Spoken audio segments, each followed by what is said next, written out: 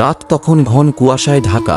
Rail স্টেশনের অন্ধকার কোণে ফাঁকা বেঞ্চের পাশে পড়েছিল একটা পুরনো ডায়েরি। চোখে পড়তেই ঈশিতার মনে হলো শুধু কাগজের গাঁটরি নয়, যেন কোনো অদৃশ্য হাত ওকে ডাকছে। কৌতূহল সামলাতে না পেরে ডায়েরিটা হাতে তুলে নিয়ে সে মলাটটা ছেঁড়া, ভেতরের পাতাগুলো হলদেটে, কিন্তু অক্ষরগুলো যেন অস্বাভাবিকভাবে স্পষ্ট। পাতা খুলতেই বাতাসটা কেমন ভারী হয়ে উঠল। লেখা শব্দগুলো নিছক গল্প নয়, তাতে লুকিয়ে আছে দুঃস্বপ্ন, ভালোবাসার মায়া, বিশ্বাসঘাতকতার দগদগে ক্ষত, আর অচেনা কিছু মৃত্যুর পূর্বাভাস।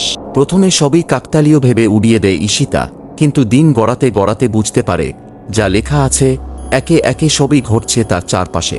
যেন ডায়েরি পড়লেই জীবনের পরিণতি বদলে যায়। এরকম ভিডিও দেখার জন্য চ্যানেলটি সাবস্ক্রাইব করে নাও আর একটি লাইক, তাহলে আমি এরকম ভিডিও বানাতে আরও মোটিভেট হব। শেষ পাতাটা খুলতেই বুকটা কেঁপে ওঠে।